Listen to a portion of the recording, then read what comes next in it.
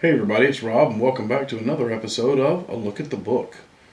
In our last episode of A Look at the Book, we took a pretty in-depth look at The Hero's Journey, 2nd edition by James M. Spawn. And it's a fantastic looking game. I really enjoyed going through it, and it has just tons and tons of options in it. But you know what's better than options? More options. So today we're going to be taking a look at one of the supplement books for The Hero's Journey 2nd edition, and that is The Hero's Companion, which is going to add a whole plethora of new things that we can use in our The Hero's Journey role-playing games. So without any further ado, let's take a look at the book. Okay, so here we have The Hero's Companion. And this is not required to play The Hero's Journey 2nd edition. It's simply a supplement that adds a lot more options. All of these have to be okayed by your narrator before you could use them. But they're really cool, and I think you'll like them. So we have some more beautiful artwork on the front of the book here. A couple of heroes getting swarmed by what looks like some orcs or goblins. And on the back, The Hero's Companion. Every hero needs a steadfast companion. Introducing The Hero's Companion for use with The Hero's Journey 2nd edition.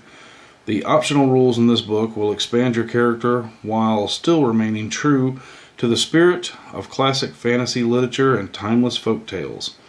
New lineages, archetypes, and heirlooms, all inspired by those legendary tales of childhood, are just a few of the options available to expand your legendarium.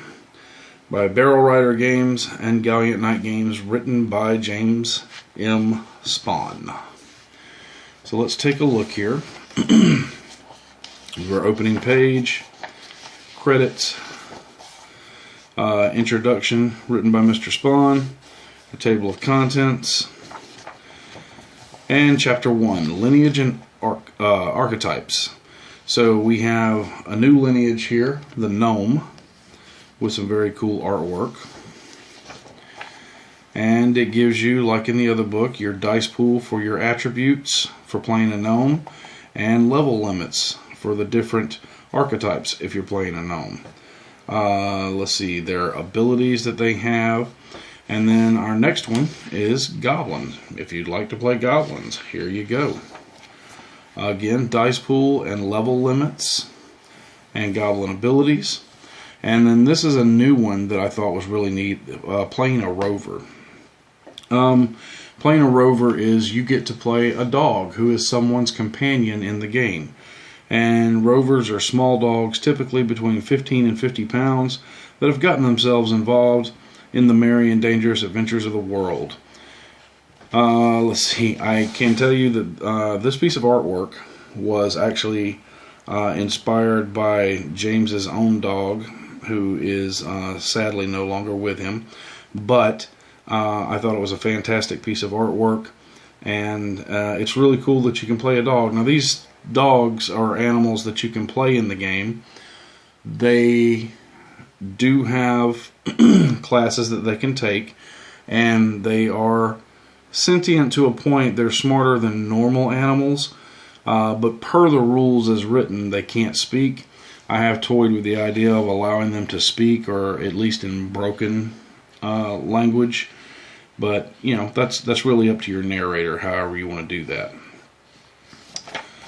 You have your dice pool for the attributes and your level limits for the archetypes.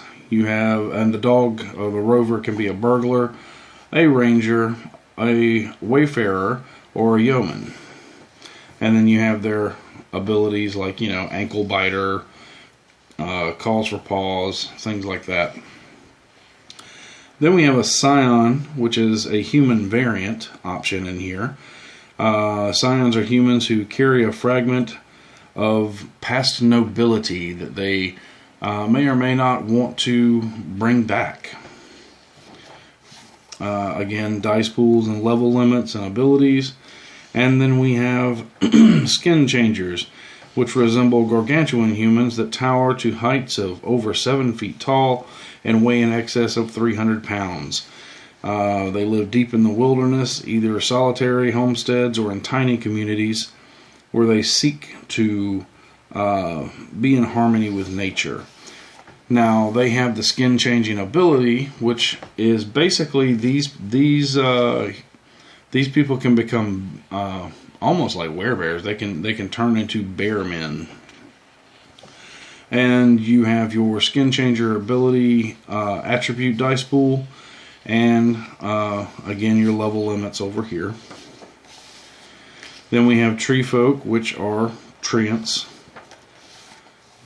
Dice pool for attributes and level limits and their abilities that they have.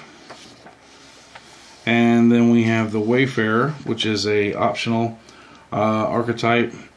A Wayfarer is they're considered unlikely heroes called to adventure, willingly or otherwise, with little formal training. Nothing more than a willing heart. Kind of very Frodo-ish, I think, from Lord of the Rings. They start to gather their skills from the people that they travel with, because they don't really have any skill to speak of when they start out. But it has all the rules for playing a Wayfarer. Then we have variant archetypes. You have the Enstruth Bard variant. They are bards that specialize in songs of nature and the fae. They don't really perform in taverns so much as sing to nature, and that's a little different. I'm not huge on bards, but I get it. Then we have the burglar variant, the knave. Most burglars specialize in stealth and remaining concealed in the shadows while striking at the most opportune moment. The knave relies less on being unseen, but instead a master of deception. Using their silver tongue, they lie, cheat, and charm their way into and out of trouble. Very Littlefinger from Game of Thrones. Then we have the Faesworn. This is a variant of the Knight character, and they are sworn to the Fae Queen whether they have met her or not. So that's pretty cool. We have the Reeve, which is a ranger variant, and where your normal ranger is at home in the woodlands, your Reeve is more of a urban ranger. And then we have the Pugilist, which is a swordsman variant, only they don't really use swords, they're pugilists. They beat things with their fist. We have the Archer variant, which kind of speaks for itself. You know, you're a warrior, but you specialize in bows. And then we have the Scholar variant, or Wizard variant, Scholar. They do have some limited spell casting, but they're more interested in the theory and history and collecting that of magic. And they're actually mostly kind of looked down on by actual wizards. So then we enter a section in Chapter 2 with optional rules. We have Exploring Underground Environments, which is much like our hex crawl rules from the main book, but for dungeons or caverns, whatever.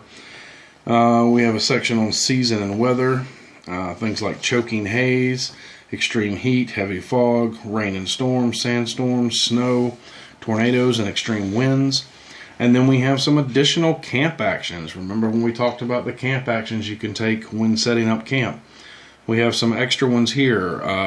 We have rules for covering your tracks, foraging, pious devotion, and planning for battle, providing or receiving instruction.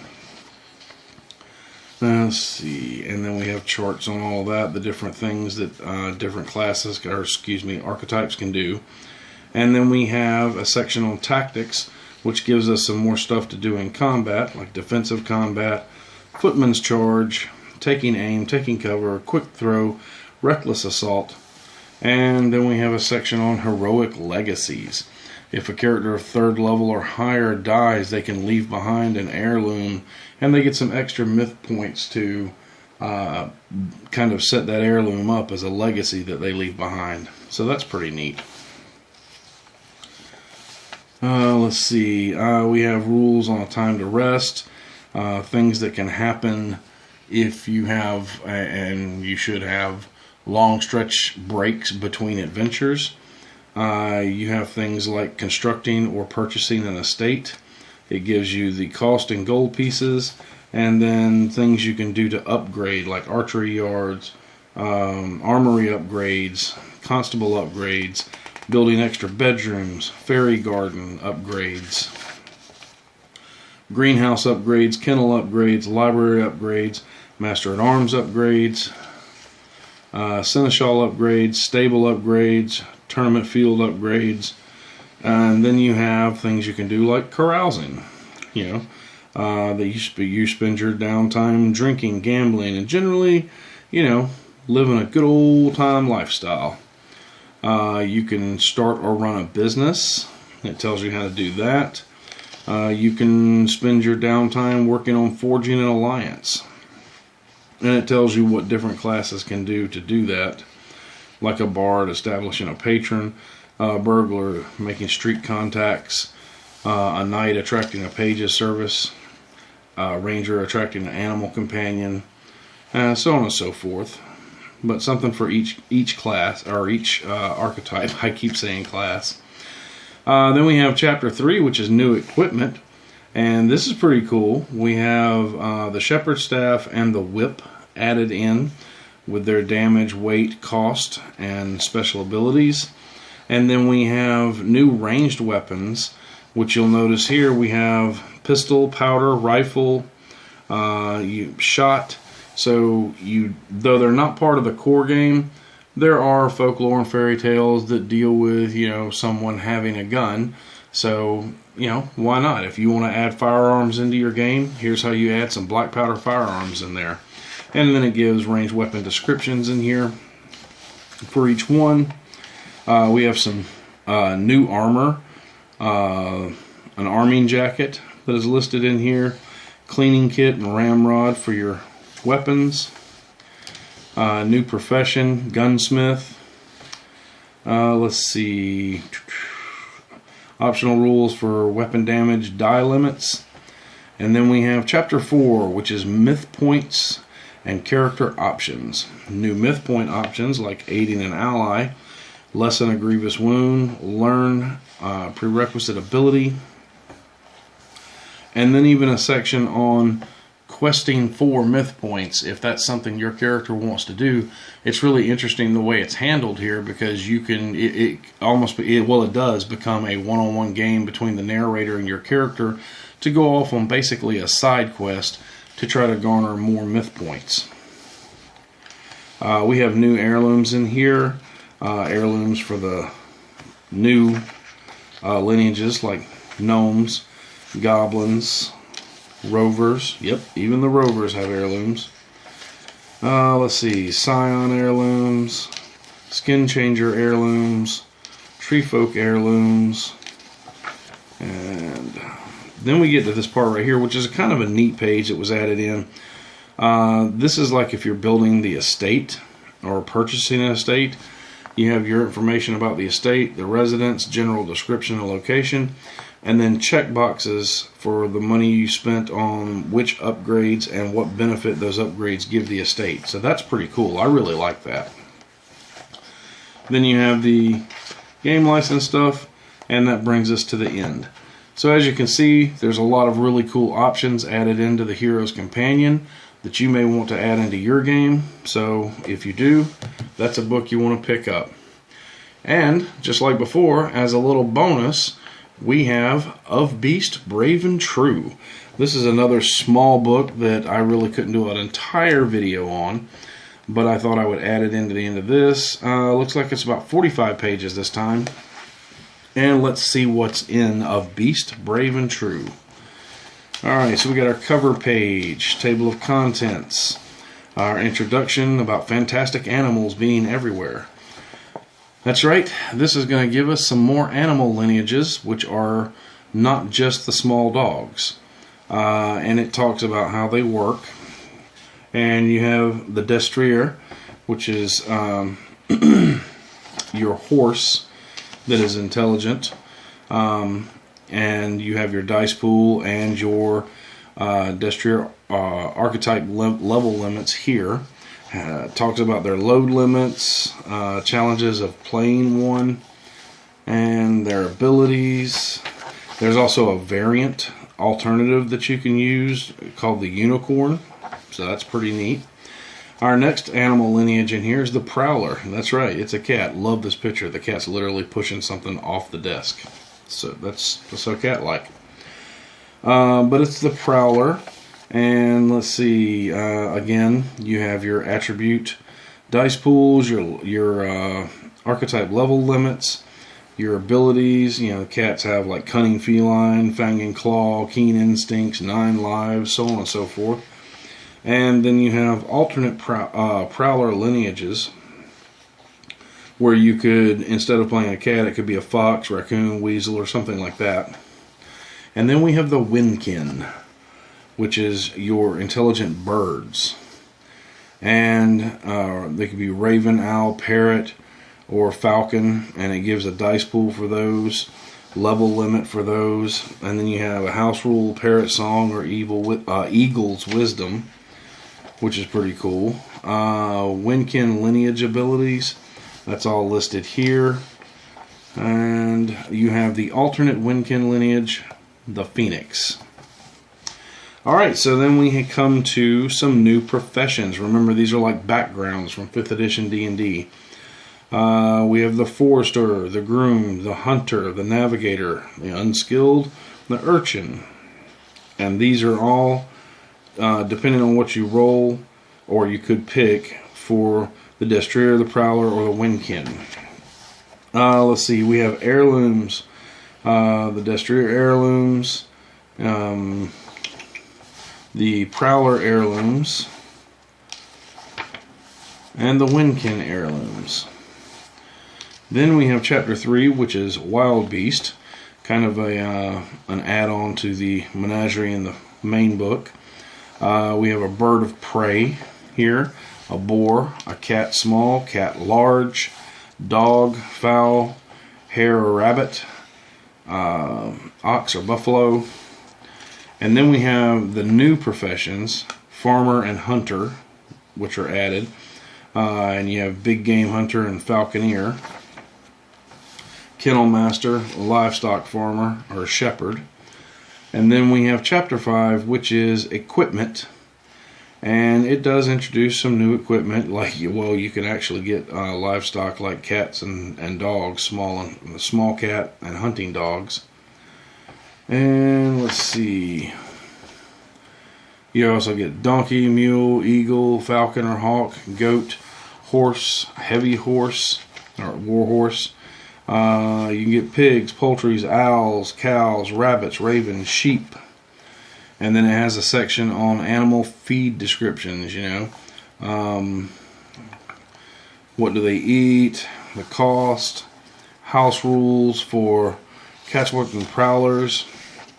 Let's see, animal equipment descriptions. You have animal grooming kits, animal toys, barding for horses, bird cages, and a whole bunch of other stuff. We also have the appendix here, which gives us the pugilist, which is a swordsman variant.